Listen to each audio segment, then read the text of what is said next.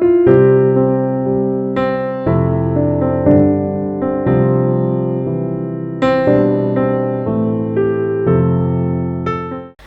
எழுதுகோல் என்பது பெரும்பாலும் ஒரு திறவுகோல். காலத்தினுடைய கட்டாயத்தினால் படைப்பாளிகள் உருவாகின்றார்களா அல்லது படைப்பாளிகள் உருவானதால் காலம் கட்டமைக்கப்படுகின்றதா என்ற முக்கியமான கேள்வியை இந்த மேடையிலே வைத்துவிட்டு, இதற்கு எங்கள் நடுவர் சாலமன் பாப்பையா வந்தால் கூட பதில் சொல்ல முடியாது என்று மிக அழகாக சொல்லியிருக்கிறார். அப்படித்தான் இது எதிலிருந்து எது வந்தது என்பது ரொம்ப பெரிய கேள்வி. ஐயா அவர்களை ஈரோட்டில் நடத்துகின்ற புத்தக திருவிழாவுக்கு நான் பலமுறை சென்றிருக்கின்றேன். இந்த மாதிரியான ஒரு பிரம்மாண்டம் அங்கே இருக்கும். அதைவிட ரொம்ப சிறப்பாக என்ன செய்வார் என்றால், புத்தக திருவிழா சாயங்காலம் தானே இந்த மாதிரி நிகழ்ச்சிகள் இருக்கும். காலையில் ஈரோடிலே இருக்கின்ற பள்ளி கல்லூரி மாணவர்கள் எல்லாரையும் வர சொல்லுவார். எதுக்கு எல்லாரும் புத்தகங்களை வேண்டுகிற புத்தகத்தை முன்னாடியே வாங்கியிருப்பாங்க. வந்து ஒரு இடத்திலே எந்த சத்தமும் இல்லாமல் அமைதியாக அவர்களை 2 மணி நேரம் உட்கார வைத்து புத்தகத்தை படிக்க சொல்லுவார். வேறு நிகழ்ச்சி கிடையாது, பாட்டு கிடையாது, ஒன்றும் கிடையாது. ஒரு இடத்திலே உட்கார்ந்து மாணவர்கள் புத்தகங்களை படித்து கொண்டிருப்பார்கள். எனக்கு அதை பார்க்கவே அவ்வளவு பிடிச்சிருந்தது. ஏன்னா நம்ம பிள்ளைங்களை கையில் இந்த சாதனம் இல்லாமல் இப்போ நாம் பார்க்க முடியுதா? எந்நேரம் அதை தான் வச்சுருக்கான். சாப்பிடும்போது அதை வச்சுக்கிட்டே தான் சாப்பிட்றான். தூங்கும்போது போர்வைக்குள்ளே அதையே ஏதோ பண்ணிக்கிட்டே இருக்கான். அப்போ இப்போ அம்மாக்கள்லாம் பார்த்தாங்க, அவங்களுக்கும் முடியல. முன்ன மாதிரி அம்மாக்கள்லாம் நிறைய பிள்ளைகள் இருந்தால் கூட உடம்பில் தெம்பு இருந்ததுமா. இப்போல்லாம் ஒரே பிள்ளையிலேயே ஓஞ்சு போயிடுது, முடியல. அவன் இதை காமிச்சாதான் சாப்பிட்றான்னா ஃபோனை காமிச்சு தான் சாப்பாடே கொடுக்குது நிறைய அம்மா. சாப்பிட மாட்டேங்கிறான்னு.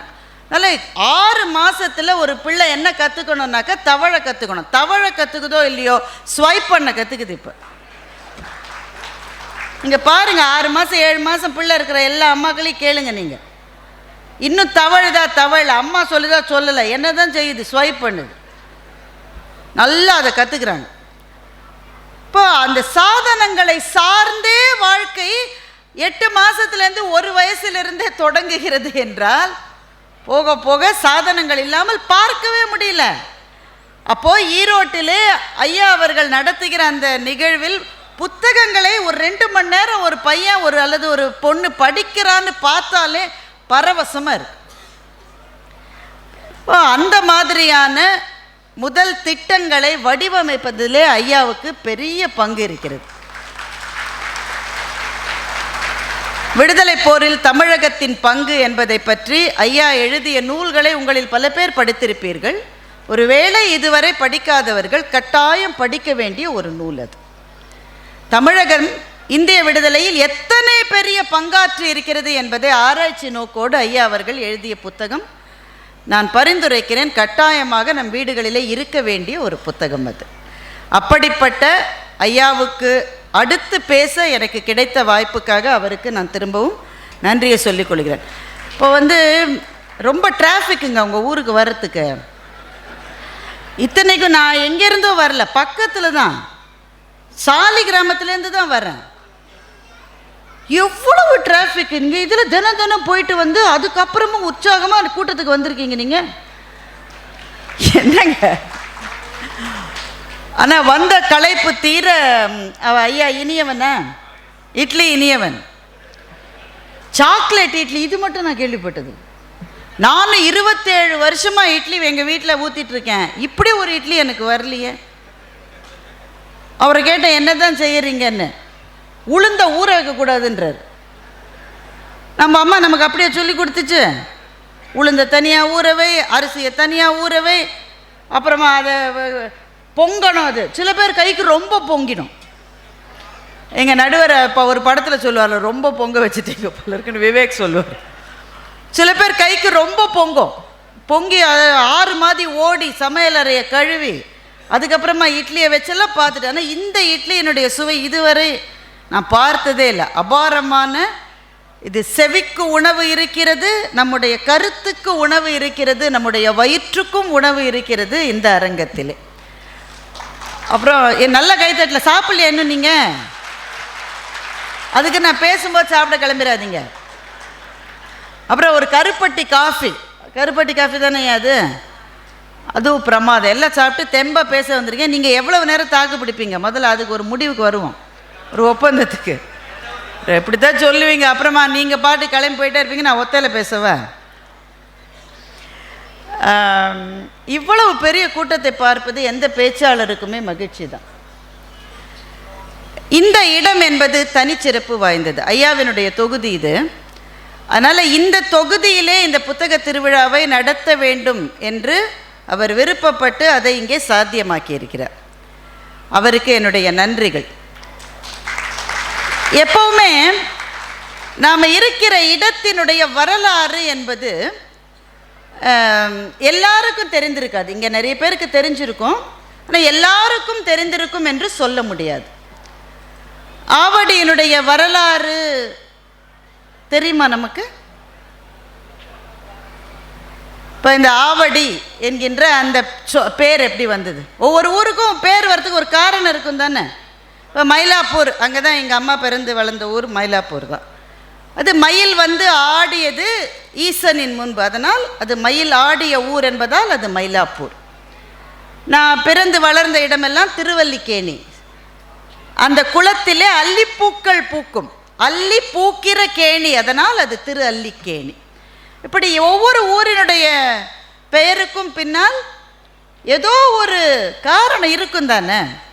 ஆவடி என்பது எங்கிருந்து வந்தது? நாங்கள் எல்லாருமே அமைதியாக இருக்கீங்க. என்ன சொல்லுவார்கள் பெரும்பாலும் என்றால், ஆவடி AVADI என்பது armoured vehicle and defence industry. அதுதான் வந்து ஆவடியினுடைய பெயர் காரணம்னு சொல்லுவாங்க. முழு பொய், நம்பாதீங்க, முழு பொய். இப்படித்தான் நம்மளை ஏமாத்திக்கிட்டே இருக்காங்க. ஆர்மர்டு வெஹிக்கிள் அண்ட் டிஃபென்ஸ் அதெல்லாம் எப்போ வந்தது? பின்னாடி தானே வந்தது. 18ஆம் நூற்றாண்டை சார்ந்த பிரிட்டிஷ்காரர்களின் ஆவணத்திலேயே இந்த பகுதி த வில்லேஜ் ஆஃப் ஆவடி என்று குறிப்பிடப்பட்டிருக்கிறது. ஆர்மர்டு வெஹிக்கிள்லாம் எப்போ வந்தது? பின்னாடி தானே. 18ஆம் நூற்றாண்டிலேயே உங்கள் ஊருக்கு பேர் ஆவடி தான். அதனால் யாராவது இது ஆர்மர்டு வெஹிக்கிள் டிஃபென்ஸுனாக்க போய் சொல்லாதுன்னு சொல்லுங்கள். ஏன் ஆவடி அப்போது என்றால், திட்டவட்டமான முடிவுகள் நமக்கு தெரியவில்லை. பெரும்பாலும் எப்படி இருக்க வாய்ப்பு இருக்கிறது என்றால், இது ஆவின் குடி, நிறைய ஆடு மாடுகள் இருந்த இடம், அதற்கு மேய்ச்சலுக்கான இடம் ஆவின் குடி என்பது ஆவடி என்று உருமாறி இருப்பதற்கு வாய்ப்புகள் இருக்கிறது. நான் முதல் ஒரு 2-3 நிமிஷம் உங்கள் ஊரை பற்றி ஒரு கதை சொல்ல போகிறேன். நமக்கு தெரியணுங்க, நம்முடைய பிரச்சனை என்னவென்றால், நம்ம பிள்ளைகள்கிட்ட கூப்பிட்டு உங்கள் தாத்தா பேர் என்னென்னு சொல்லிடுவான், பெரும்பாலும் சொல்லிடுவான். சில பேர் தாத்தா பேர் தாத்தான்றான். தாத்தாவுக்கு ஒரு பேர் இருக்குன்னு அவன் இன்னும் புரிஞ்சிக்கல. தாத்தாவுக்கு பிறந்ததுலேருந்து தாத்தான்னு பேர் நினச்சிட்டு இருக்கான். தாத்தா பேர் ஒரு மாதிரி சொல்லிடுவான். தாத்தாவோட அப்பா பேர் அது கொஞ்சம் சந்தேகம், வீட்டு அப்பாவுக்கே சந்தேகம், ஏதோ சொல்லுவாங்கங்கிறார். அப்புறம் அந்த அம்மா வந்து சொல்லி கொடுக்குது. அவருக்கு அப்பா பேர், நம்ம சொற்கள் இருக்கிறது தமிழில், நம்ம கொள்ளு தாத்தாலாம் சொல்கிறோம்ல, அது மாதிரி பாட்டன் பூட்டன் 10 தலைமுறைக்கு சொல்லு தமிழில் இருக்கு. பேர் தெரியலையே நமக்கு. எந்த ஊர்லேருந்து நீங்கள் வந்தீங்க? நாங்கள் ஆவடியில் தான் இருக்கோம். பிறந்ததுலேருந்தே ஆவடியில் நீங்கள் இருக்கீங்க. சரி, உங்கள் தாத்தா எந்த ஊரில் இருந்தாங்க? எங்கிட்டாவது இங்கே வந்திருப்பாரு, தெரியல. நம்முடைய வரலாறே நமக்கு தெரியவில்லை என்றால் நம்முடைய தமிழ் நாட்டினுடைய வரலாறு நமக்கு தெரியுமா? நாம் வாழுகின்ற இந்திய நாட்டினுடைய வரலாறு தெரியுமா? அதனால் முதல் வேலை நம்ம வீட்டினுடைய வரலாற்றை தெரிந்து கொள்வது. அதற்கு அடுத்தாற போல் நாம் வாழுகிற பகுதியினுடைய வரலாறு சுவாரஸ்யம் தானே. இப்போ ஆவடியை பற்றி ஒரு சின்ன கதை, அதுக்கு பிறகு தான் கதையாம் காரணம். ஏன்னா இதுவே ஒரு கதை தானே. ஒவ்வொரு கதைக்கும் ஒரு காரணம் இருக்கிறது. காரணங்களிலிருந்து கதைகள் புறப்பட்டு வந்திருக்கின்றன. இந்த ஆவடி என்கின்ற பகுதி கிராமம் என்று பிரிட்டிஷ் ரெக்கார்ட்ஸில் குறிப்பிட்டிருக்காங்க. இது ஒரு வில்லேஜ் ஆஃப் ஆவடி. அந்த காலத்தில் சென்னையிலிருந்து இது மிக மிக மிக மிக தள்ளி இருந்ததாக எல்லாரும் சொன்னாங்க. ரொம்ப தள்ளி ஆவடின்னு ஒரு கிராமம் இருக்குன்னு பேசிக்கிட்டு இருந்தாங்க. ஆனால் ஒரு ரயில்வே ஸ்டேஷனில் ஆவடி ஸ்டேஷன் மாத்திரம் இருக்குன்னு குறிப்புகள் இருக்குது. அதில் உங்கள் ஊரில் எது இருந்ததோ இல்லையோ ரயில்வே ஸ்டேஷன் முதல்லையே வந்துருச்சு. பிரிட்டிஷ்காரங்க அப்போவே அதை போட்டு வச்சுட்டாங்க. சென்னையிலே எக்மோருக்கு நீங்கள் வந்திருப்பீங்க. எழும்பூர் பகுதியில் ருக்மணி லக்ஷ்மிபதி சாலை அப்படின்னு ஒரு சாலை இருக்கும். பார்த்துருக்கீங்களா? பார்க்கலன்னா அடுத்த முறை எழும்பூருக்கு வரும்போது பாருங்கள். ருக்மணி லக்ஷ்மிபதி சாலைன்னு ஒரு சாலை இருக்கும். அவங்க யாருன்னா ருக்மணி என்கின்ற அம்மா நம்ம சுதந்திரத்துக்காக போராடிய ஒரு வீராங்கனை. அவங்களுடைய கணவர் தான் லக்ஷ்மிபதி. அவர் ஒரு மருத்துவர். அவர் முதலிலே கண் மருத்துவராக இருந்து பிறகு ஆயுர்வேத மருத்துவத்தின் மீது அவருக்கு நிறைய நாட்டம் வந்து பல பேரை அவர் குணப்படுத்தி இருக்கிறார். ஆயுர்வேத சிகிச்சை மூலம் நிறைய பேரை குணப்படுத்தி இருக்கிறார். அவர் குணப்படுத்துகிறார்னு நிறைய நோயாளிகள் அவரை பார்க்க வர ஆரம்பித்தாங்க. அந்த எழும்பூரில் அவர் வாழ்ந்த பகுதியில் அவர் ரொம்ப காசு வாங்காமல் ஏழை எளியவர்களுக்கு மருத்துவம் செஞ்சுருக்கார். அப்போ ஆயுர்வேத வியாதி மருத்துவம் எப்படின்னா நம்ம அலோபதி டாக்டர் மாதிரி கிடையாது. வா வாயத்தர டார்ச் அடிச்சுப்பார், போ, என்னையா எனக்கு பிரச்சனை, டாக்டர்ஸ் பேசுகிறதே கிடையாது. நம்ம ஊரில் பெரிய பிரச்சனைனா மருத்துவர்கள் பேசுவதே கிடையாது. என்ன பிரச்சனை, அதுவும் பேசுறதுனா கூட பரவாயில்ல, அவங்க எழுதுறது சத்தியமாக மருந்து கடைக்காரருக்கு மாத்திரம்தான் புரியுது, வேறு யாருக்கும் புரியறதில்ல. ஆயுர்வேத மருத்துவம் என்பது அப்படி அல்ல. அது பல நாள் அந்த சிகிச்சை எடுத்துக்கிட்டால் தான் பயன் தரும். இவர் ஆயுர்வேத மருத்துவர் என்பதனால நோயாளிகளை பக்கத்திலே வச்சுக்கணும். அவர் இந்த நோயாளிகள் தங்குவதற்கான இடம் அவர் வாழ்ந்த எழும்பூர் பகுதியில் அவருக்கு கிடைக்கல. அப்போ இந்த ஆவடி கிராமத்தில் இருந்த ஒரு நோயாளி, அவருக்கு உடம்பு சரியில்லைன்னு டாக்டர் லக்ஷ்மிபதியை வர வச்சிருக்காரு. ஆவடிக்கு அந்த நோயாளிக்கு வைத்தியம் பார்த்துட்டு திரும்பி போகிறதுக்கு ரயில்வே ஸ்டேஷனுக்கு வந்தால் கடைசி ட்ரெயின் போயிடுச்சு. இப்போ என்ன செய்வது என்று தெரியாமல் நோயாளியினுடைய வீட்டு திண்ணையிலேயே தங்கி இருக்கிறார். இந்த காலத்தில் திண்ணைகள் அப்படி தானே இருந்தது இல்லையா? யார் வேண்டுமானாலும் தங்கலாம். தங்கிட்டு காலை வேளையிலே ஒரு நடைப்பயணம் போயிருக்கார். அப்போ தான் தெரிஞ்சது இந்த ஊர் அவ்வளவு அழகான ஊர் என்பது அவருக்கு தெரிந்திருக்கிறது. ஒரு மிகப்பெரிய தாமரை குளமும் 500 மாமரங்களும் இந்த பகுதியிலே இருந்திருக்கிறது. எங்கே போச்சு தெரியல.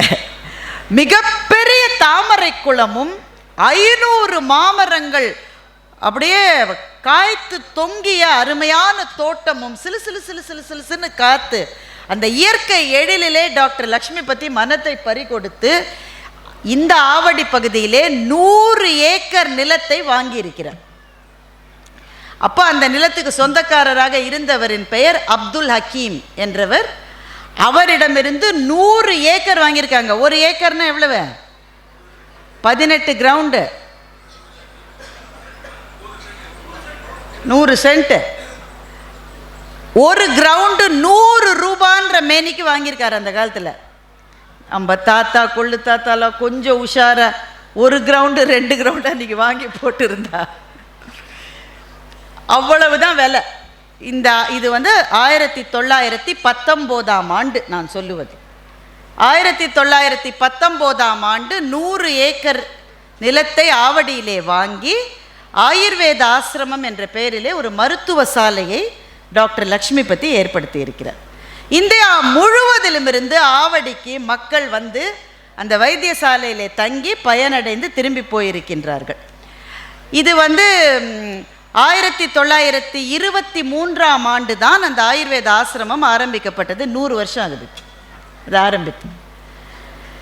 ஆனால் பிரிட்டிஷ்காரர்கள் அதை தொடர்ந்து நடத்த விடலை. அதுக்குள்ளே 2ஆம் உலகப் போர் வந்த உடனே அவர்களுடைய வீரர்களை தங்க வைப்பதற்காக அவர்களுக்கு கொஞ்சம் இடம் தேவைப்பட்டிருக்கு. இந்த இடம் கண்ணை உறுத்திருக்கு. பிரிட்டிஷ்காரனுக்கு எது எது நல்லா இருக்கோ அதை அவன் கண்ணை உறுத்தும். அந்த 100 ஏக்கர் நிலத்தை டாக்டர் லக்ஷ்மிபதியிடமிருந்து வாங்கி கொண்டு இதை கேம்பாக பிரிட்டிஷ்காரர்கள் மாற்றி இருக்கின்றார்கள். அப்போ டாக்டர் லக்ஷ்மிபதிக்கு கொஞ்சம் பணம் கிடைச்சிருக்குல்ல, அதை என்ன செஞ்சார்? அவர் நிர்பந்தத்தின் பேரில் தான் விற்றுருக்காரு. ஆனால் இந்த பணம் நோயாளிகளுக்காக பயன்பட வேண்டிய மருத்துவமனையை விற்று கிடைத்த பணத்தை நான் எனக்காக பயன்படுத்தி கொள்ள மாட்டேன் என்று சொல்லி தன்னுடைய மாப்பிள்ளையான டாக்டர் ராமமூர்த்தி, நியூராலஜிஸ்ட் ராமமூர்த்தியிடம் அதை கொடுத்து அவர் ஜெனரல் ஹாஸ்பிட்டலில் இன்றைக்கும் லக்ஷ்மிபதி நியூராலஜி டிபார்ட்மெண்ட் பிளாக்னு ஒரு பிளாக் இருக்கும், அந்த பணத்திலே கட்டப்பட்டது தான் அது. அப்போ உங்கள் ஊரில் இருந்த நிலத்தை விற்றுத்தான் ஜெனரல் ஹாஸ்பிட்டலினுடைய நியூராலஜி பிளாக் இன்றைக்கு இருக்கிறது என்பதில் நீங்கள் மகிழலாம், பெருமைப்படலாம், சந்தோஷப்படலாம். அப்படித்தான் இந்த இடம் உருவானது. அப்போ அந்த ஆர்மி கேம்ப் இங்கே வந்த பிறகு கொஞ்சம் கொஞ்சமாக அது சார்ந்த அப்புறம் நமக்கு விடுதலை கிடைத்து விட்டது. அந்த ஆர்மி கேம்ப் பகுதியிலே காமராஜர் கூட்டத்தை நடத்தி இருக்கிறார். அதற்கு ஜவஹர்லால் நேரு அவர்கள், பிரதம மந்திரியாக இருந்த ஜவஹர்லால் நேரு அவர்கள் உங்கள் பகுதிக்கு வந்து இருக்கிறார். அதற்கு பிறகு கொஞ்சம் கொஞ்சமாக இங்கே ஆர்மி அதை சார்ந்த தொழில்கள் உருவாகி இந்த இடம் ஆர்மிக்கான பல பொருட்களை செய்து தருகிற இடம் என்று பெயர் வந்தது. ஆனால் இதனுடைய ஆரம்பம் ஒரு தாமரை குளமும் 500 மாமரங்களும் தான் என்பதை நீங்கள் மறக்கக்கூடாது. அப்படி குழு குழு குழு குழு சிலு சிலு சிலுன்னு இருந்த இடத்திலே இன்றைக்கு ஒரு புத்தக திருவிழா. இந்த அழகான புத்தக திருவிழாவில் கூடியிருக்கிற உங்கள் அத்தனை பேருக்கும் என்னுடைய நன்றி. ஏனென்றால் நான் பார்க்கிற வரையில், என் கண்ணுக்கு எட்டிய வரையில் நிறைய பேர் உங்களுடைய குழந்தைகளை கூப்பிட்டு கொண்டு வந்திருக்கிறீர்கள். இங்கே இருக்கிற திசை நோக்கி நான் தொழுகின்றேன். ஏன்னா பிள்ளைகளை கூப்பிட்டுட்டு இப்போ எங்கேயுமே போக முடியாது. இந்த பிள்ளைமா மடியில் உட்கார்ற பிள்ளையா இருந்தால் வேறு வழி இல்லாமல் ஏமாற்றி அழைச்சிட்டு வரலாம். அதுவே கொஞ்ச நேரம் தான் உட்காந்துருக்கு. இந்த ஆண்டி எவ்வளோ நேரம் பேசுவாங்கங்குது. நீ என் டீனேஜ் பசங்கள்லாம் இருக்குன்னு வச்சுக்கோங்க, 5ஆம் கிளாஸ் 6ஆம் கிளாஸ் 7ஆம் கிளாஸ், எங்க நீ போ, நான் வீட்டில் கல்யாணத்துக்கு கூட வரமாட்டேன்றாங்க. நம்ம பிள்ளைகள் நெருங்கின சொந்தக்காரர்களினுடைய கல்யாணத்துக்கு கூட வரமாட்டேன்றாங்க. ஆன்லைனில் பார்த்துக்கிறான்றான். டேய், கல்யாணன்றது ஆன்லைனில் பண்ணுறது இல்லைடா, நேரடியாக போய் பார்க்கணும். அப்படி நீங்கள் பலவந்தப்படுத்தி திருமணத்துக்கு அழைத்து கொண்டு போனாலும் அங்கே போய் ஃபோனை பார்த்துக்கிட்டே இருக்கான். ஒருத்தர் வந்து அவங்க அம்மாட்ட பேசிட்டு போகிறாரு. இவன் கேட்குறான், இந்த அங்கிள் ரொம்ப நேரமாக உன்கிட்ட பேசுகிறாரு, இவர் யாருன்னு. நிஜமாவே உன் தாய் மாமா அவன்தான்டா. எல்லாரையுமே அங்கிள் தான் கூப்பிட்றான். பால் போடுறவர் அங்கிள், வாட்ச்மேன் அங்கிள், எல்லா அங்கிள், தாய் மாமனும் அங்கிள். தமிழில் எத்தனை சொற்கள் இருப்பா. ஒன்று விட்ட சித்தப்பா என்ற சொல் நம்முடைய பழக்கத்திலே இருக்கிறது. முதல்ல இன்னும் ஒரு தலைமுறை போனால் சித்தப்பாவே இருக்க மாட்டோம். அப்புறம் ஒன்று விட்ட சித்தப்பாக்கு எங்கே போகிறது? சித்தப்பாவே இருக்க மாட்டோம். ஒரே ஒரு பிள்ளை இருந்தால் அப்புறம் சித்தப்பா எப்படி வரும்? இப்போ இவ்வளவு சொற்கள் இருக்கிறது, இவ்வளவு உறவு முறைகள் இருக்கிறது. ஆனால் நம்முடைய பிள்ளைகள் சாதனங்களிலிருந்து வெளியே வரமாட்டேன் என்கின்றார்கள். என்ன செய்வது? இதுதான் இன்றைக்கு பெற்றோர்களுக்கும் ஆசிரியர்களுக்கும் இருக்கிற மகத்தான பிரச்சனை. ஏனென்றால் ஒரு ஃபோனை நீங்கள் ஒரு 13-14 வயது மாணவனிடமோ மாணவியிடமோ கொடுக்கிற போது கட்டற்ற சுதந்திரம் அவர்கள் கைகளுக்கு வருகிறது. வருதா இல்லையாங்க? நான் ஆவடி பகுதியில் பிள்ளைங்க அதெல்லாம் செய்கிறது இல்லையா? சென்னையில் தான் செய்கிறாங்களா? சும்மாவே இருக்கீங்க. அப்புறமா இந்த பேச்சாளர்களை பேச கூப்பிட்டால் ஐயாவுக்கு தெரியும் எங்களுக்கு ஒரு பிரச்சனை இருக்குது. நீங்கள் கை தட்டலைன்னா எங்களுக்கு சந்தேகமாகவே இருக்கும். பாதியில் கிளம்பிடுவீங்களோ.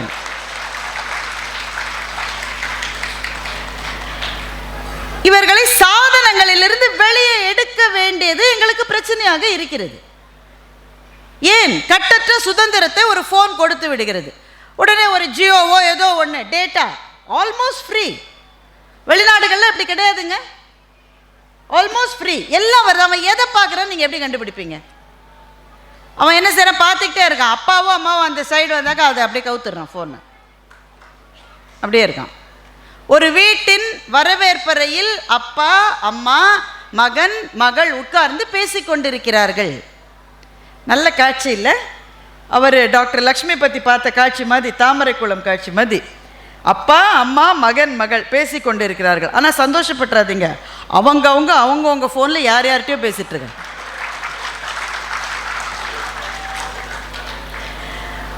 அப்போ என்ன செய்வது? கேட்டா அதையே பார்த்துட்டு இருக்கேடா, என்னடா செய்கிற நீ? புரியுமா உனக்கு? நான் என்ன பார்க்குறேன்னு சொன்னால் புரியுமா? நான் டேட்டா அனலிட்டிக்ஸ் பற்றி பார்த்துட்டு இருக்கேன். உனக்கு அவன் டேட்டா அனலிட்டிக்ஸும் பார்க்கல, ஒன்றும் பார்க்கல.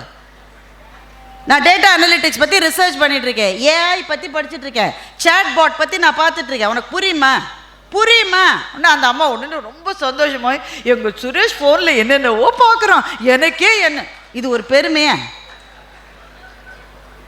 அப்போது என்ன செய்வது? நம்ம ஒரு சபதம் எடுத்துக்கலாம். முதல்ல நம்ம பிள்ளைகள் ஃபோனே பார்த்துட்டு இருக்காங்கன்னு நாம் கம்ப்ளைண்ட் பண்ணுறோம்ல, நாம் எவ்வளவு நேரம் ஃபோனை பார்க்குறோன்னு முதல்ல கண்டுபிடிக்கலாம். ஏன்னா அப்பா 16 மணி நேரம் ஃபோனை பார்த்துக்கிட்டு மகன்கிட்ட என் நேரம் ஃபோனை பார்க்குறியா குன்றுவன்னா அவன் கேட்பான். அவன் நம் பிள்ளைகள் நாம் சொல்லுவதை கேட்டு நடப்பவர்கள் அல்ல, நாம் வாழுவதை பார்த்து வாழ்கிறவர்கள் தான் நம்முடைய பிள்ளைகள். சார் நீங்கள் ஸ்க்ரீன் டைமை குறைச்சாதான் சார் அவன் குறைப்பான். ஒரு வீட்டில் ஒரு பிள்ளை இருக்குது, இந்த வயசில் இருக்குன்னு வச்சுக்கோங்களேன், ஒரு 3-4 வயசு பிள்ளை, அது தினம் பார்க்குது. அவங்க இல்லை இந்த குழந்தை பாப்பா மதிய ஒரு பாப்பா தினம் பார்க்குது. இரவு உணவுக்கு பிறகு ஒரு 8:30 அவங்கவுங்க வீட்டில் ஒவ்வொரு நேரம் சாப்பிட்றாங்க. சில பேர் 12 மணிக்கு பீட்சா வர வச்சு சாப்பிட்றான், சில பேர் ராத்திரி 1 மணிக்கு பிரியாணி வர வச்சு சாப்பிட்றான். அவர்களுடைய செரிமானத்தின் மீது எனக்கு மிகுந்த மரியாதை இருக்கிறது.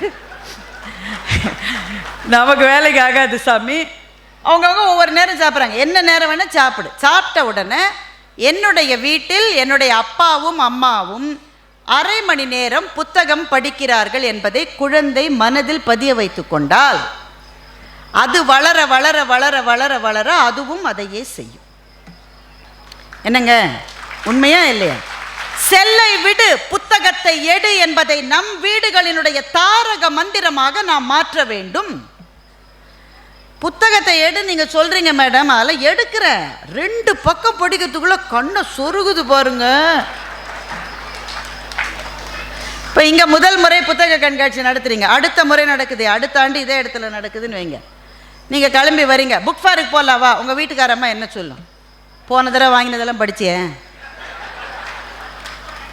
பயங்கரமா போய் அங்கங்கே அங்கிட்டு இங்கிட்டு திரிஞ்சு வாங்கினியே, அப்படியே இருக்கு. முதல்ல இதை படி, அப்புறம் அடுத்த சொல்லுமா சொல்லாத? கட்டாயம் சொல்லு. ஏன்னா நீங்கள் என்ன செய்யறீங்கன்னு உங்களுக்கு தெரியுதோ இல்லையோ, உங்கள் வீட்டுக்காரம்மாக்கு தெளிவாக தெரியும். நீங்கள் மொய் எழுத போகிறீங்கன்னு வைங்களேன், ஏதோ ஒரு கல்யாணத்துக்கு மொய் எழுத போகிறேங்க, சார் மொய் எழுத போகிறாருன்னு வைங்க, ஒரு 1000 ரூபாய் எழுதிடலாமா? எதுக்கு எதுக்கு ஏமா 1000 கூட எழுதலைன்னு கேவலமாக நினைப்பாம்மா. நம்ம வீட்டு ஃபங்க்ஷனுக்கு அவங்க 750 தான் மொய் வச்சாங்க, கூட 50 ரூபாவை போட்டு 800 வேணால் வைக்கலாமே தவிர 1000 எதுக்கு? உங்களுக்கு அப்படி ஒரு கல்யாணம், உங்கள் வீட்டில் ஒரு ஃபங்க்ஷன் நடந்ததே உங்களுக்கு ஞாபகம் இருக்காது. ஆனால் அந்த ஃபங்க்ஷன் எப்போ நடந்தது, அதுக்கு எவ்வளவு மொய் வந்தது, அதுக்கு என்ன கலர் சாரி அவங்க கட்டினாங்க, எல்லாம் அவங்களுக்கு ஞாபகம் இருக்கும்.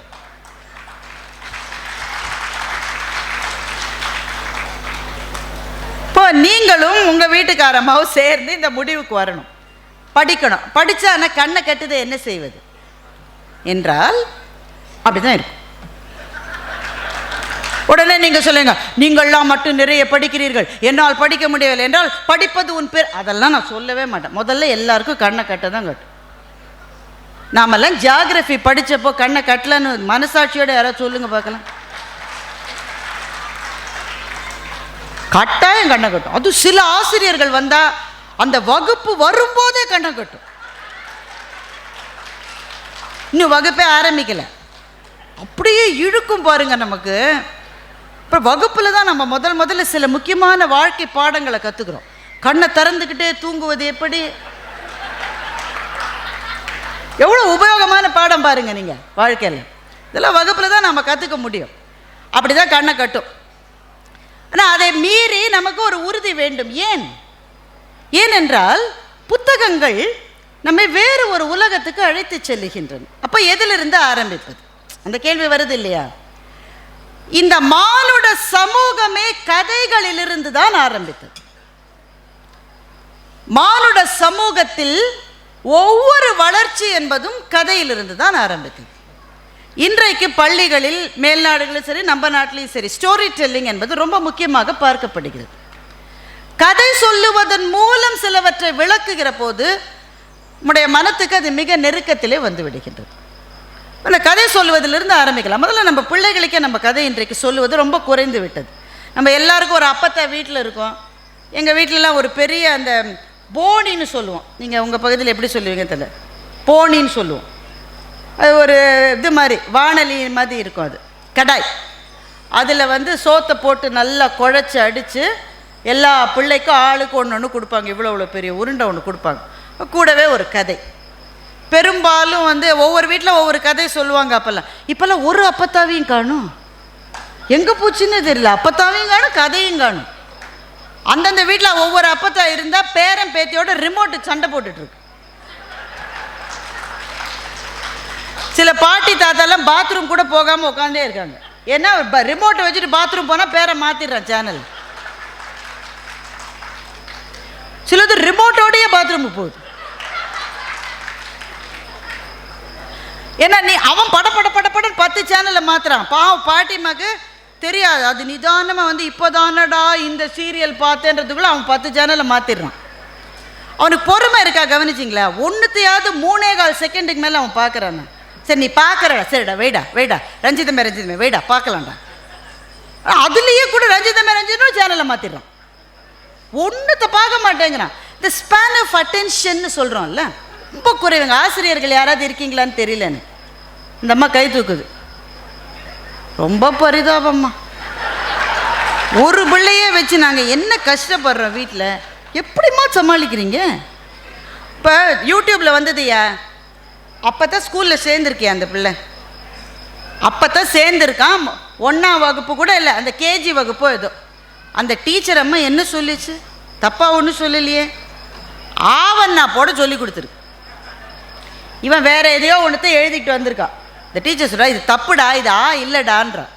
அந்த இவ்வளோதான் இருக்குங்க, இவ்வளோதான் இருக்கு. இந்த டீச்சர் அம்மா முட்டி அளவு தான் இருக்கான்.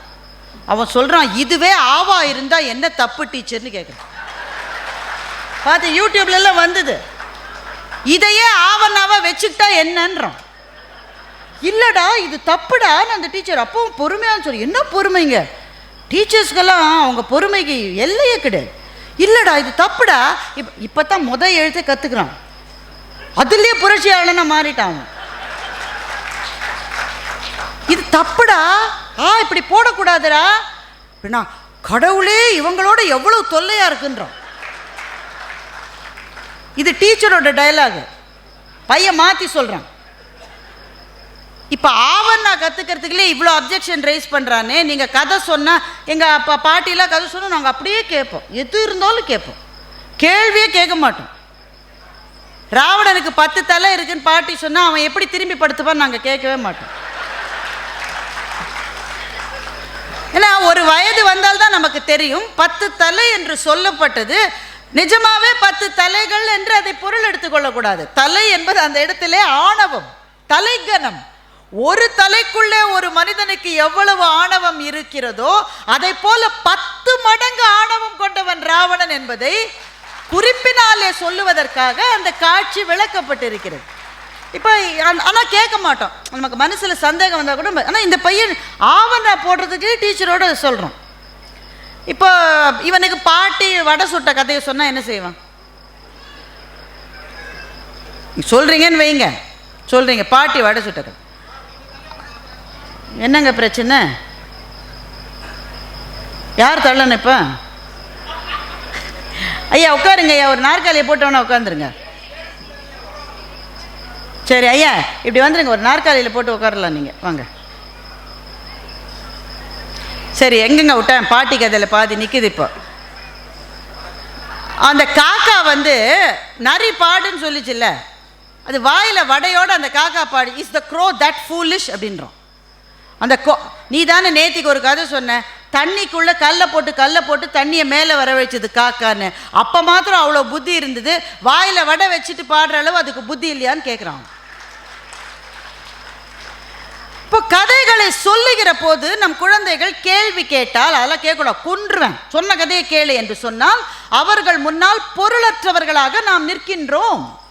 எனவே அவர்களினுடைய அறிவு தளத்திலே இருந்து அந்த கதைகளை மாற்றி சீரமைக்கின்ற ஒரு பொறுப்பும் இன்றைய பெற்றோர்களான, இன்றைய ஆசிரியர்களான, இன்றைய படைப்பாளிகளான நமக்கு இருக்கிறது. இப்போ நான் ஒரு கதையை மறுசீரமைப்பு பண்ணியிருக்கேன், நீங்கள் கேளுங்க. அதை இந்த முயலும் ஆமையும் பந்தயம் இருக்குல்ல, இந்த கதையை 2000 வருஷ கதைங்க இது, உலகத்திலே பழைய கதை இதுதான், ஈசாப் எழுதிய கதை இது. இந்த கதையை கேட்கும் போதெல்லாம் எனக்கு ரொம்ப கஷ்டமாக இருக்கும். அந்த முயல் ஏன் பாதியில் தூங்கிச்சு? அறிவு இருக்கா அவனுக்கு? ரேஸுக்கு போகும்போது பாதியில் தூங்குவியா நீ? ஓய்வு வேணா எடு, ஏன்னா ஆமை ரொம்ப பின்னாடி இருக்கு, ஓய்வு. தூங்கிடுவியா நீ? நல்லா நீட்டு நெளிச்சு தூங்கி அந்த ஆமை நடந்து போகிற மட்டும் தூங்கிரு. இப்படி ஒரு முயல் இருக்குமான்னு எனக்கு கோபமாக வரும். அப்புறம் ஆமை மேலேயும் எனக்கு கோபம் வரும். அதான் பந்தயத்துக்கு போறியே, அந்த ஓட்டை கழட்டி வச்சுட்டு போனால் என்ன உனக்கு கழுது, என்ன கஷ்டம் உனக்கு? வேக வேகமாக நடக்கலாம் தானே? இந்த கேள்விகள்லாம் எனக்கு வரும் பதில் சொல்கிறதுக்கு. அப்போ இல்லை சார், இந்த கதையை நம்ம மாற்றி சீரம். நான் நினச்சிப்பேன் அந்த ஆமை ஒரு பெண், அந்த முயல் ஒரு ஆண் என்று நான் நினைத்து கொள்வேன். ஏன் அந்த ஆமை ஒரு பெண் என்றால், எங்கே போனாலும் ஓட்டை கழற்ற முடியாத ஆமை போல பெண் என்கிறவள் எங்கே போனாலும் வீட்டை சுமந்து கொண்டே இருக்கிறாள். பெரும் பதவிகள் இருப்பாங்க, வக்கீலாக இருப்பாங்க, டாக்டர்ஸ் இருப்பாங்க, நீதிபதிகளாக இருப்பாங்க, பெரும் பெரும் பதவிகளில் இருப்பாங்க. ஆனால் வீட்டிலேருந்து ஒரு ஃபோன், பாப்பா வந்துட்டாளா, சாப்பிட்டால? போலீஸ் எவ்வளோ பேர் இருக்காங்க. தாமதமாக தான் வீட்டுக்கு போக முடியும் ஒவ்வொரு நாள். போன உடனே பிள்ளை சாப்பிட்டேன்னா, நீ சாப்பிட்டிய, மாமா சாப்பிட்டாரா, எல்லாரும் சாப்பிட்டாரான்னு கேட்டுக்கிட்டே இருப்பா. நீ சாப்பிட்டியான்னு கேட்க பெரும்பாலும் ஒரு நாதி அவளுக்கு இருக்காது. அப்போ ஓட்டை கழற்ற முடியாத ஆமையை போல தன்னுடைய வீட்டை கழற்ற முடியாத பெண்ணாக அந்த ஆமை இருந்ததோன்னு நினைப்பேன். ஆனால் அந்த கதையை கொஞ்சம் மாற்ற வேண்டிய காலகட்டத்தில் இருக்கு. ஏன்னா முயல் தூங்காது, வெற்றியாளர்கள் தூங்க முடியாதுங்க. வெற்றி பெறுவதற்காக ஓடுகிறவர்களுக்கு தூக்கமே வராது. அவனுக்கு எவ்வளவுதான் பின்னாடி இருந்தாலும் நான் ஜெயிக்கணுன்ற எண்ணம் இருக்கிறவனுக்கு தூக்கம் எப்படி வரும்? கதையை மாற்ற வேண்டும். முயல் உட்காந்து தூங்கலை, சும்மா உட்காந்துருந்தது. அப்போ அந்த இடத்துல ஒரு ஜென் துறவி வந்தார். துறவி முயல்கிட்ட கேட்டார், என்ன பண்ணிட்டு இருக்க? ஒரு பந்தயத்துக்கு நடுவில் ஓய்வு எடுக்கிறேன். பந்தயத்துக்கு நடுவில் எதுக்கு ஓய்வு எடுக்கிறேன்? ஏன்னா ஆமை ரொம்ப பின்னாடி வருது. ஆமையோடைய பந்தயம் போடுறேன். ஆமாம், என்ன பந்தயம்? யார் வேகமாக ஓடுறாங்கன்னு பந்தயம். இதுக்கு பந்தயம் வேறு தேவையா? இந்த உலகத்துக்கே தெரியுமே, முயல் தான் வேகமாக ஓடுன்னு உலகத்துக்கே தெரியும்.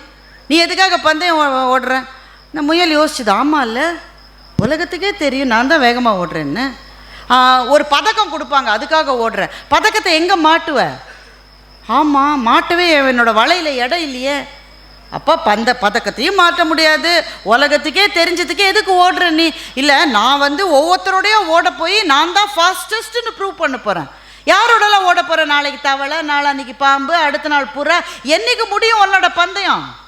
நீ என்னதான் வேணும் உனக்கு? முயல் சொல்லிச்சு, பந்தயத்துலலாம் ஜெயிச்சுட்டு நல்ல புல்வெளியில் உட்காந்து சுகமாக காற்று வாங்க போகிறேன். அதான் இப்போவே வாங்கிட்டு இருக்கிய என்றவுடன் முயல் இந்த பந்தயத்தில் நான் ஓடவில்லை என்று விடை பெற்று கொண்டது. எனவே முயல் சொன்னது, நான் தோற்றேன் என்பது உண்மை அல்ல, நான் பந்தயத்திலிருந்து விலகிவிட்டேன் என்பதுதான் உண்மை என்று முயல் சொன்னது. இப்படித்தான் வாழ்க்கையில் பல சமயத்தில் தேவையில்லாத பந்தயங்களை நம்ம ஓடிக்கிட்டே இருக்கோம்ல, உண்டா இல்லையா? யாருக்கோ எதையோ நிரூபிப்பதற்காக ஏதோ ஒரு பந்தயத்தில் நாம் ஓடிக்கொண்டே இருக்கிறோம். சில சமயங்களில் யோசித்து பார்த்தால் இந்த பந்தயம் எனக்கு எதற்கு என்று யோசிக்க கூட நேரம் இல்லாமல் அந்த பந்தயத்திலே ஓடிக்கொண்டிருக்கிறோம். அப்ப இந்த கதையிலிருந்து நாம் தெரிந்து கொள்ள வேண்டிய மிக முக்கியமான விஷயம், எது பிடிக்கிறதோ, எது மகிழ்ச்சியை தருகிறதோ அதற்காகத்தான் நம்முடைய நேரம் செலவழிக்கப்பட வேண்டுமே ஒழிய யாருக்கோ எதையோ நிரூபிப்பதற்காக நம்முடைய நேரம் செலவழிக்கப்படக்கூடாது.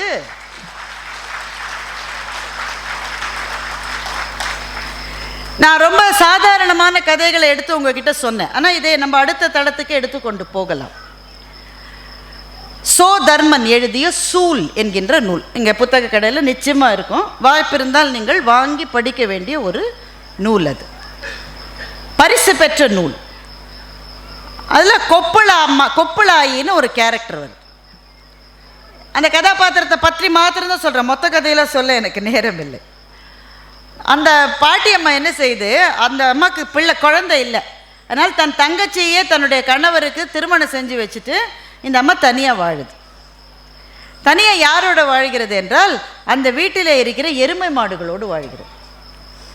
எந்நேரம் அந்த வீட்டுக்கு பக்கத்தில் யாராவது போனால் அந்த அம்மா பேசிக்கிட்டே இருக்கு, அந்த பாட்டி பேசிக்கிட்டே இருக்கு. யாரோட பேசுது இந்த கிழவி? ஒத்துருமே இல்லையான்னு எட்டி பார்த்தா எருமை மாட்டோடு பேசிக்கிட்டு. பேசுறதுக்கு யாரும் இல்லை, எருமை மாட்டோடு பேசிக்கிட்டு இருக்கு.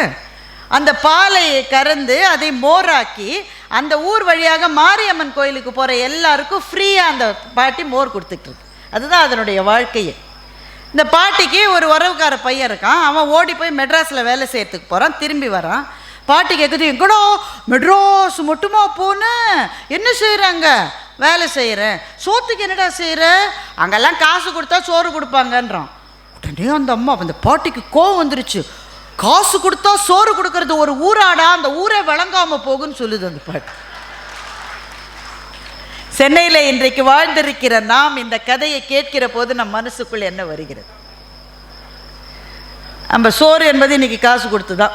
வீட்டில் சமைப்பதே குறைந்து விட்டது. எங்கள் பக்கத்து வீட்டுக்காரர் 2 பேர் இருக்காங்க. எங்கள் பக்கத்து வீட்டில் கணவன் மனைவி இருக்காங்க. நான் ஒரு நாள் பார்த்துக்கிட்டே இருந்தால் 3 தடவை ஸ்விக்கி வந்தது. எத்தனை தடவை? 3 தடவை. எனக்கு இந்த கேள்வியெல்லாம் வந்துக்கிட்டே இருக்கும். 2 பேர் தானே இருக்காங்க, எதுக்கு 3 தடவை ஸ்விக்கியில் ஆர்டர் பண்ணுறாங்க? பொறுக்க முடியாமல் கேட்டுட்டேன், ஏம்மா 2 பேர் தான் இருக்கீங்க, எதுக்கு 3 தடவை ஆர்டர் பண்ணீங்க? எதையா மறந்துட்டீங்களா? இல்லை இல்லை, எலித்தொல்லை இருக்குது, மசால் வடைக்காக ஒரு தடவை ஸ்விக்கி ஆர்டர் பண்ணணும். காசு கொடுத்து தான் சோறு என்பதை வாழ்க்கையினுடைய ஒரு பகுதியாக நாம் ஏற்றுக்கொண்டு விட்டோம். நம்முடைய குழந்தைகளை திடீர்னு வாசலில் பெல் அடிக்கிறான், 800 ரூபாய் கொடுன்றான். எதுக்குடானா பீட்சா கொண்டு இருக்கான். யார் ஆர்டர் பண்ணுது? நம்ம பையன் தான் ஆர்டர் பண்ணியிருக்கான், நமக்கு தெரியாமல். சில சமயம் 800 ரூபாய் கூட கேட்கறது இல்லை, ஏன்னா நம்ம கார்டு நம்பர் பின்னெல்லாம் நம்ம பையனுக்கு தான் நல்லா தெரிஞ்சிருக்கு. அம்மா கேட்குது, ஏண்டா என் பின் என்னடா மாற்றிட்டியா? இவன் மாற்றிருக்கான். ஆனால் நமக்கென்று ஒரு பாரம்பரியம் இருந்திருக்கிறது என்பது இந்த கதையிலிருந்து தெரிகிறது அல்லவா? சோறு போடுவதற்கு காசு கேட்பது தர்மம் அல்ல என்று நினைத்த அப்பத்தாக்களும் ஆயாக்களும் பாட்டிமார்களும் வாழ்ந்த மண் இந்த அறிமுகம் நமக்கு கிடைக்க வேண்டும் என்றால் கொப்புளாயி என்கின்ற கதாபாத்திரம் வருகிற அந்த புத்தகத்தை படிக்காவிட்டால் இப்படிப்பட்ட வாழ்க்கையை நாம் வாழ்ந்திருக்கிறோம் என்பதை எப்போது நாம் தெரிந்து கொள்ளப் போகிறோம்?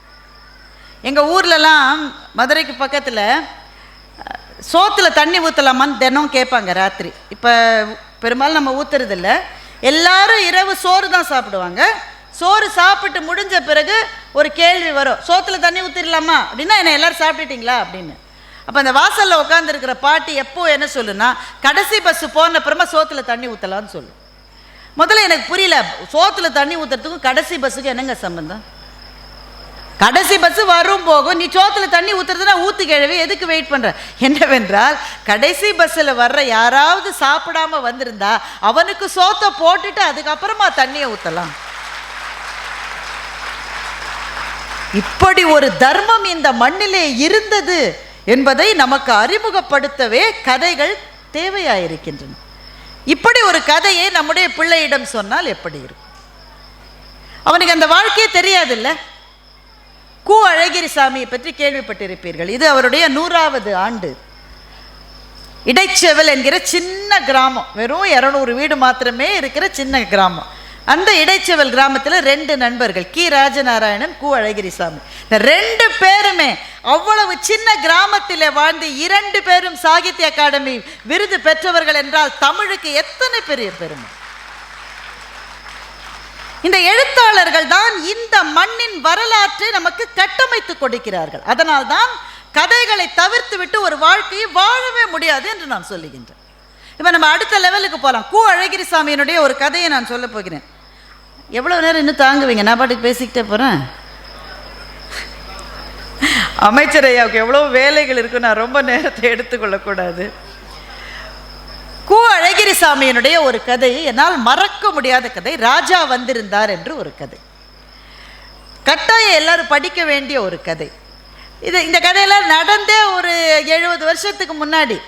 ஆனால் 70 வருஷத்துக்கு முன்னாடி வாழ்க்கையை நான் ஏன் தெரிஞ்சுக்கணும்னு உங்கள் பையன் உங்களை கேட்பானா மாட்டானா?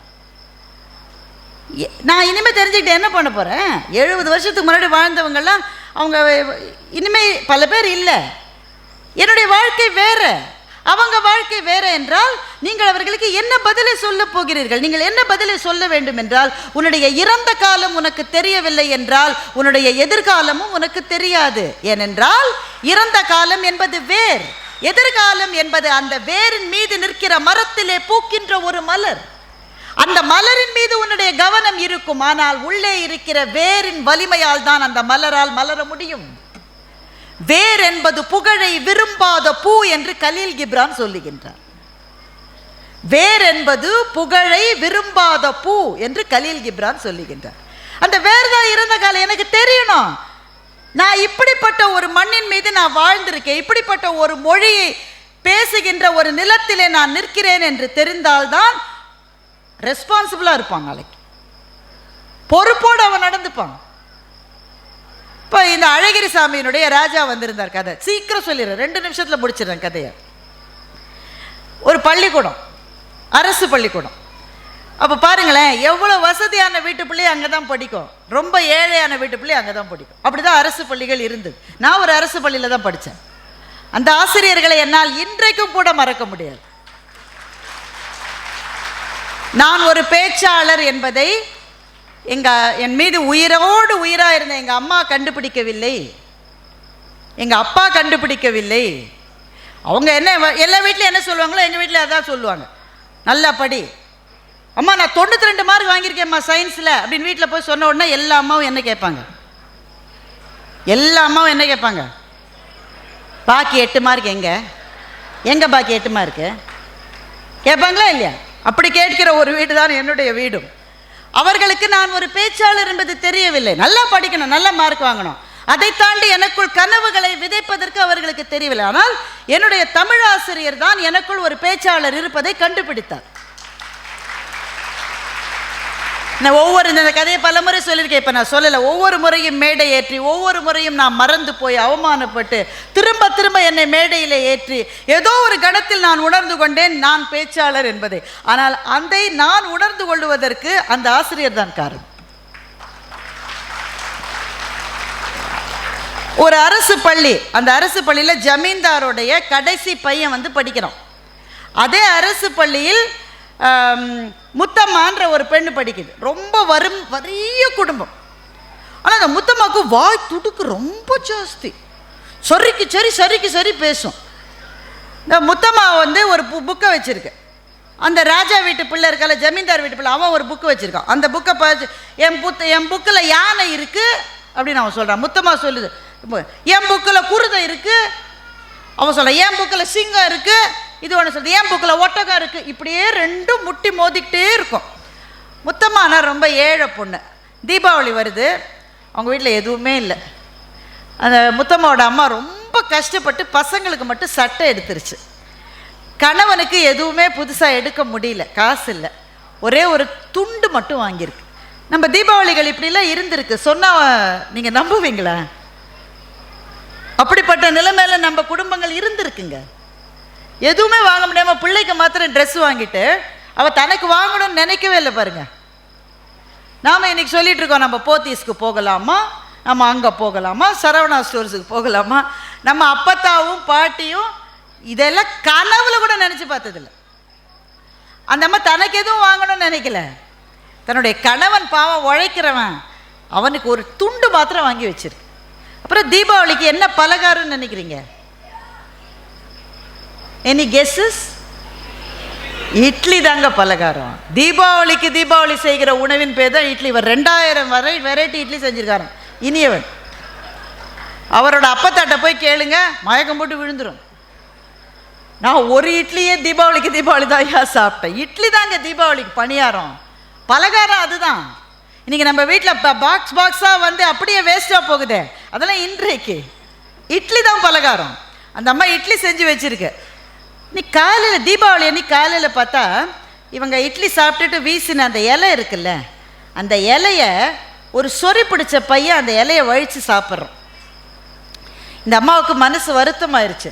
ஏண்டா அந்த இலையில் ஏற்கனவே வழித்து சாப்பிட்டுட்டாங்க உள்ளே இருக்கிறவங்கள, அதுக்கு பிறகு வழிக்க என்னடா இருக்குது, என்னடா செய்கிறேன்னா அந்த பையன் அனாதை பையன்.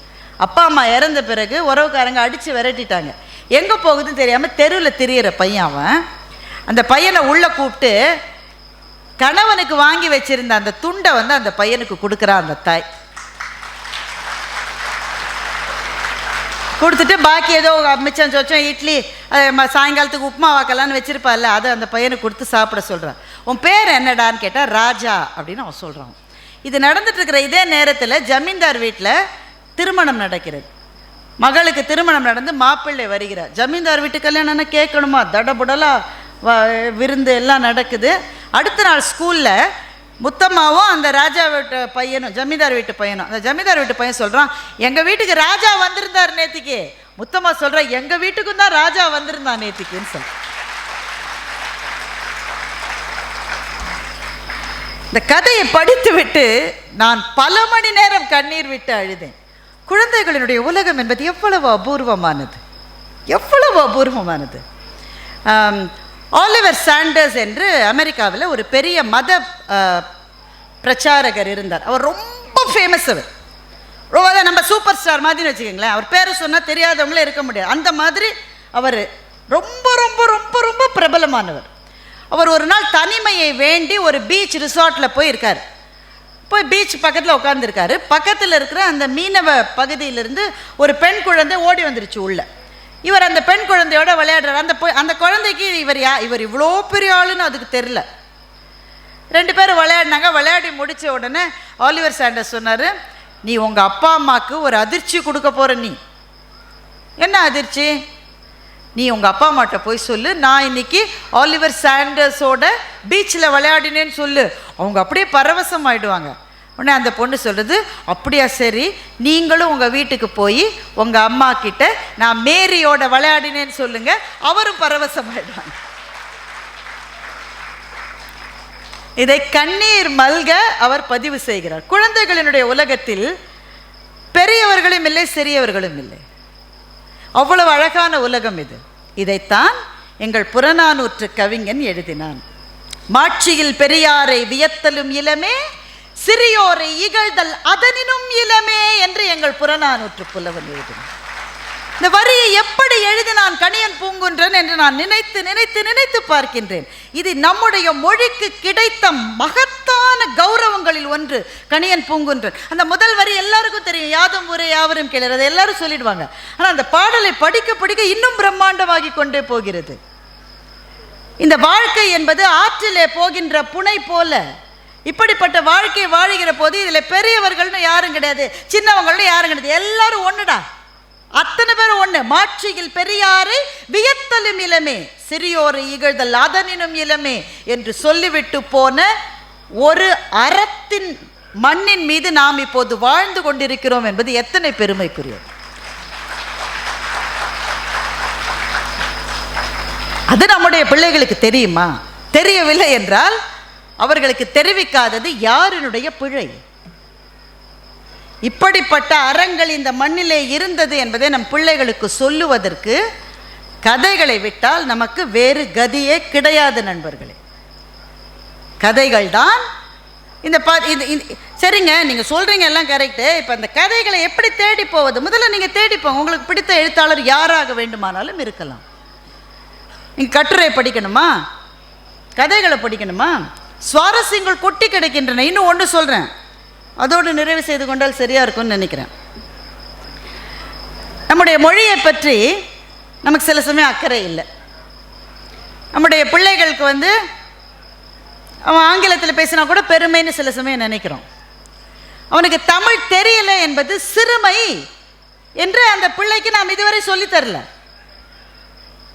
ஐ டோன்ட் நோ தமிழ் அட்டுச்சான், அதில் ஒரு பெருமை அவனுக்கு என்று நாம் கேட்க மறுக்கிறோம். ஏன்? நம் குழந்தைகளை பார்த்து நாம் பயப்படுகிறோம். தைரியமாக கேட்கிறவங்க கிட்ட சொல்லுங்க, உங்கள் பிள்ளைகளை பார்த்து நீங்கள் பயப்படுகிறீர்களா இல்லையா? ஒரு வயசுக்கு பிறகு பயமா தாங்க இருக்கு. அவனுக்கு திருமணம் ஆயிட்டா ரொம்ப பயமா இருக்கு. ஒரு பேச்சையும் கேட்க மாட்டேன்றான். பார்த்து பார்த்து தான் சொல்ல வேண்டியிருக்கு. சூதானமாக சொல்ல வேண்டியிருக்கு அவன்கிட்ட. அவன் பிள்ளைய கொண்டு போய் அவன் வேற ஒரு இதில் சேர்த்தா, தமிழே தெரியலையேடா, வெளிநாட்டில் இருக்கான். இங்கேருந்து அந்த பாட்டிமா ஃபோன் பண்ணுது, hi grandma, how do you do. இதுக்கு ஒன்றுமே புரியல. இங்கிலீஷ் தெரிஞ்ச பாட்டி தான், ஆனால் அவன் பேசுகிற மொழி புரியல. என்னடா தமிழில் ஒன்றுமே சொல்ல மாட்டேங்குது, சொல்லி கொடுறா தமிழ். அம்மா அதுக்கெல்லாம் இங்கே டைம் இல்லைன்னு அவன் சொல்கிறான். இப்போ இந்த அம்மாவுக்கு பயமாக இருக்குது. இப்படியே போனால் மொழியே போயிடுச்சுன்னா, அப்போ மொழி போய்விட்டால் என்ன நடக்கும் என்பதை இதுவரை நாம் யோசிக்கவில்லை. ஏனென்றால் மொழிதான் ஒரு கலாச்சாரத்தினுடைய ஆணிவேர் நண்பர்களே.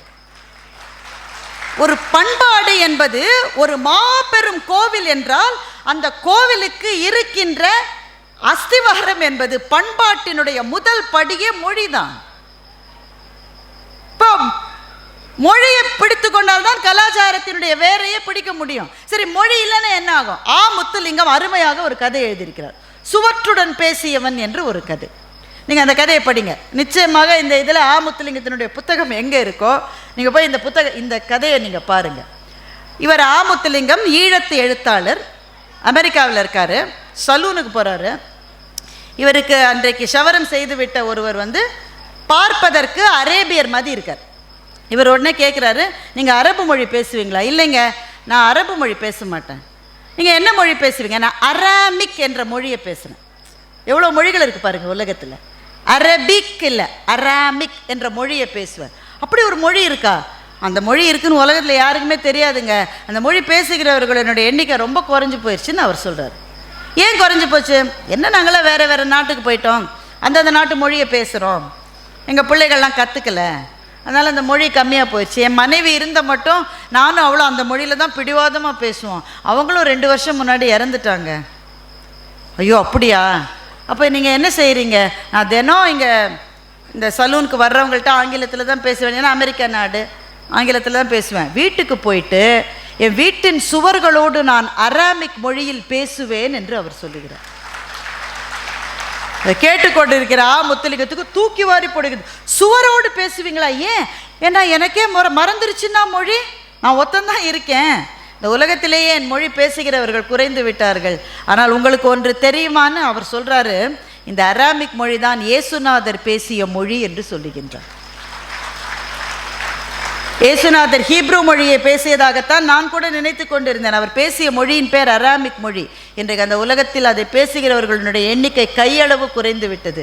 எனவே ஒரு மொழி தொடர வேண்டும். சின்ன வயசில் நம்மலாம் விளையாடி இருக்கோம்ல, அந்த பேட்டன் ரேஸ்ன்னு சொல்லுவாங்க. அதை 4 பிள்ளை நிற்கும், ஒவ்வொருத்தர் 100 மீட்டரில் நிற்பாங்க. அந்த குச்சி எடுத்துகிட்டு ஓடணும். நம்ம ஓடின பிறகு அந்த இதில் இருக்கிற பிள்ளைகிட்ட கொடுத்துட்டு நம்ம நின்றுடணும். அந்த பிள்ளை ஓடும். இப்படியே 4 பேர் ஓடுவாங்க. இந்த விளையாட்டு விளையாடி இருக்கீங்களா இல்லையா நீங்கள்? இதில் சில பேர் என்ன பண்ணும், நானே தான் கடைசி மட்டும் ஓடுவேன், கடைசி மட்டும் ஓடும். அப்போ ஃபவுல். அது நானே தான் ஓடுவேன்னு சிலது ஓடும். நீ ஒன்று இடம் வந்தோடனே நின்றுட்டு அதை கொடுத்துடணும். நீ அதை வாங்குற போது அந்த பிள்ளை அதை கீழே போட்டுருச்சுன்னா ஃபவுல். அப்போது நீ தோற்று போயிடுவேன். கேர்ஃபுல்லாக வாங்கி. அடுத்து, மொழி என்பது நம் கையில் கொடுக்கப்பட்ட ஒரு பதாகை. 2000 வருஷமா 3000 வருஷமா பல பேர் ஓடி ஓடி நம்முடைய பெற்றோர்கள், தாத்தா, பாட்டன், பாட்டி, பூட்டன், பூட்டி நம்ம கையில் கொடுத்துட்டாங்க. இப்போ நம் கையில் இருக்கு. நம்ம அடுத்த தலைமுறைக்கு அதை கொடுக்கலன்னா ஃபவுல் ஆகிடுவாங்க, மொழி இல்லாமல் போயிடும். எனவே அது நம்முடைய பொறுப்பு.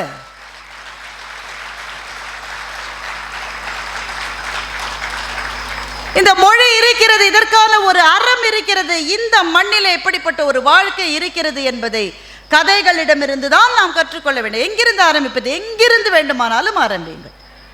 நீங்கள் சுற்றி வருகிற போது எது உங்கள் நெஞ்சை தொடுகிறதோ அதை எடுத்து படிக்க ஆரம்பியுங்கள்.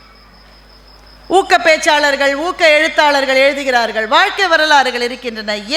The choice is yours. ஆனால் படிப்பது என்பது ஒரு மாடிப்படியில் ஏறுவது போல. முதல் படியில் ஏறதான் ரொம்ப கஷ்டம். அப்போதான் தூக்கம் வரும் பயங்கரமா. அதை தாண்டி முதல் படியில் ஏறிட்டீங்கன்னா மேலே மேலே மேலே மேலே போகணும். ஏன்னா வாசிப்பு என்பது இந்த உலகத்திலேயே நாம் தனியாக இல்லை என்று நாம் புரிந்து கொள்வது புத்தகங்களை படிக்கிற போது மாத்திரம்தான். எல்லாரும் தனியாக இருக்கோம்ல, அந்த எண்ணம் நமக்கு வரலன்னு ஒத்தராவது சொல்ல முடியுமா? என்னங்க தனி? எங்கள் வீட்டில் 13 டிக்கெட் இருக்குது, என் நேரம் லபோ லபோ லபோன்னு கத்திக்கிட்டு இருக்கு. 13 டிக்கெட் இருந்தாலும் 15 டிக்கெட் இருந்தாலும் சில நேரங்களில் நமக்குள்ள தனிமை வரத்தான் வருகிறது. ஒரு நல்ல கவிதையை ஷேர் பண்ணிக்கணும்னு பார்த்தா சுற்று வட்டாரத்தில் யாருமே இல்லைங்க. ஒரு நல்ல கவிதை படித்த உடனே பளீர்னு சந்தோஷம் வருது. கல்யாண்ஜியினுடைய கவிதை ஒன்றை படித்தேன். சந்திரோதயம் நன்றாய் தெரியும்படி ஒரு தோட்டம். நல்லா கவனிங்க கவிதையை. சந்திரோதயம் நன்றாய் தெரியும்படி ஒரு தோட்டம், தோட்டத்து நெல்லி மரத்தில் கயிற்றினால் ஒரு ஊஞ்சல், அந்த ஊஞ்சலில் ஆடுகிறாள். யார் ஆடுறான்னு அவர் சொல்ல, அந்த ஊஞ்சலில் ஆடுகிறாள். கருக்கலுக்கு பிறகு சமஞ்ச பிள்ளைக்கு வெளியில என்னடி வேலை என்ற அம்மாவின் குரல் கேட்டு உள்ளே ஓடுகின்றாள். கங்குல் மங்குகின்றது, ஊஞ்சல் இன்னும் ஆடிக்கொண்டிருக்கிறது என்று கல்யாண்ஜி கவிதையை எழுதுகிறார். இது ஒரு சினிமா மாதிரி. இது ஒரு கவிதை இல்லை, இது ஒரு சினிமா. அந்த பெண் யார்? சாயங்கால வேளையில் வீட்டு தோட்டத்தில் இருந்த ஊஞ்சலில் ஆடிட்டு அம்மா சத்தம் போட்டோன்னு உள்ளே ஓடி போன அந்த பெண் யாரு? இன்னும் 10 வருஷம் கழிச்சு அவள் இப்படி வந்து ஊஞ்சலில் உட்காந்து ஆடுவாளா? நம்மளாம் நம்ம அம்மா வீட்டில் இந்த ஊஞ்சலில் ஆடி இருக்கோம் தானே. 10 வருஷம் கழித்து ஊஞ்சலில் உட்காந்து ஆட முடியும்? ஆடினா பக்கத்து வீட்டில் நல்லா தான் இருந்துச்சு, நல்லா தான் இருந்துச்சு, இப்போ தான் கொஞ்ச நாளத்தான் சரியில்லை. அப்போது வயது என்பது நமக்கு ஒரு திரை மாதிரி. நம்மளுடைய சந்தோஷங்களுக்கு பக்கத்திலே இப்போ இந்த கவிதையை படித்த உடனே ஒருத்தருக்கு மனசு துள்ளுகிறது. யார்கிட்டயா சொல்லணும்.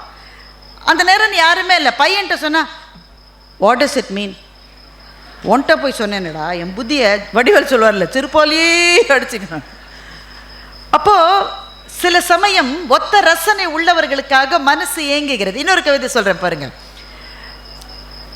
மருந்து கடைக்கு மகளுடன் போனேன் அப்படின்னு நம்ம சின்ன பிள்ளை தூக்கி வச்சுட்டு போகிறாருன்னு வச்சுக்கிங்களேன். மருந்து கடைக்கு மகளுடன் போனேன். வழக்கம் போல் அம்மாவுக்கு டயபெட்டிஸ் மாத்திரை, அப்பாவுக்கு இரத்த கொதிப்பு மருந்து, பாட்டிக்கு தலைவலி மருந்து, எறும்பு மருந்து என்று சொன்னேன். கவிதை புரியுது தானே? ஒருத்தர் ஒரு கணவர் தன்னுடைய குழந்தையை தூக்கிட்டு மருந்து கடைக்கு போகிறாரு. மருந்து கடைக்காரர்கிட்ட வழக்கம் போல் இவங்களுக்கு டயபெட்டிஸ் மாத்திரை, அவங்களுக்கு ப்ரெஷர் மாத்திரை, தலைவலி மாத்திரை, எறும்பு மருந்து என்று சொன்னேன். எறும்பு மருந்துன்னா என்ன நம்ம எல்லாருக்கும் தெரியும் தானே, குழந்தைக்கு தெரியாது தானே. குழந்தை கேட்டதான், அப்பா நம்ம வீட்டில் இருக்கிற எறும்புக்கு உடம்பு சரியில்லையாப்பா என்று குழந்தை கேட்டது. அந்த மருந்தே எறும்பு கொல்றதுக்கான மருந்து. ஆனால் குழந்தைகளினுடைய உலகம் எவ்வளவு அழகானது என்றால், அது நினைக்கிறது வீட்டில் இருக்கிற எறும்புக்கு ஏதோ உடம்பு சரியில்லைன்னு அப்பா மருந்து வாங்குகிறார் என்று. நானும் மருந்தை கேட்கவில்லை, கடைக்காரரும் மருந்தை கொடுக்கவில்லை என்று சொல்லி கவிதையை முடிக்கிறார் அந்த கவிஞர். அப்ப ஏன் நமக்கு புத்தகங்கள் தேவை என்றால், நம்முடைய அன்றாட வாழ்க்கை என்பது நம்மை ஒவ்வொரு நாளும் உந்தி தள்ளுகிறது. மோர் ப்ரெஷர், மோர் ப்ரெஷர், மோர் ப்ரெஷர். இன்னும் ஓடு, இன்னும் ஜெய், இன்னும் பணம் சம்பாதி, அவன் கார் வாங்கிட்டான், இவன் ஸ்கூட்டர் வாங்கிட்டான், ஓடு ஓடு ஓடு என்று வாழ்க்கை நம்மை துரத்தி கொண்டே இருக்கிறது. அதிகார போட்டிகள் பெருகி கொண்டே இருக்கின்றன. அப்போது ஒரு இடத்திலே உட்கார்ந்து மனம் கனிய வேண்டும் என்றால், இந்த மண்ணை, இந்த மண்ணின் மொழியை, இந்த மொழி சொன்ன அறத்தை, அந்த அறம் சொன்ன மகத்தான விஷயங்களை நம் மனத்துக்குள் இறக்கி கொள்ள வேண்டும் என்றால் புத்தகம் ஒன்றை தவிர நமக்கு வழி இல்லை. ஏன் அது செல்போன்லயே கிடைக்காதுன்னா கிடைக்கும். கூடவே 4 சஜஷன் வரும். இந்த நடிகை இப்படி செய்து விட்டாராமே, உடனே மனசு அங்க போயிடும். அந்த அவங்களும் ஒரு பொண்ணு தானையா அப்படின்னு மனசு நினைக்காது. எனவே கீழ்மைகளின் பக்கம் நம்மை உந்தி தள்ளுவது நம்மை சுற்றி இருக்கிற ஊடகங்களும் சாதனங்களும். ஆனால் மேன்மைகளின் பக்கத்தில் நம்மை தள்ளுவது புத்தகங்கள் மாத்திரம்தான் என்பதால், அன்பு சொந்தங்களே, இந்த அருமையான வாய்ப்பில் உங்களிடம் என் நெஞ்சை பரிமாறிக்கொண்டதில் எனக்கு ரொம்ப மகிழ்ச்சி. ஏனென்றால் சின்ன சின்ன கதைகள் புத்தகங்களிலே இருக்கின்றன. அந்த கதைகளின் மேல்தான் நம்முடைய வாழ்க்கை கட்டமைக்கப்பட்டிருக்கிறது. அதை நாமும் படித்து அறிந்து மகிழ்ந்து நம் அடுத்த தலைமுறைக்கும் எடுத்து செல்லுவதுதான் இது போன்ற புத்தக கண்காட்சியினுடைய நோக்கம். இவ்வளவு செலவு, இவ்வளவு சிரமம் ஏன் இதை அரசு செய்கிறது என்றால், அந்த முதல் படியில் நம்ம ஏற்றுவதற்காகத்தான் செய்கிறது.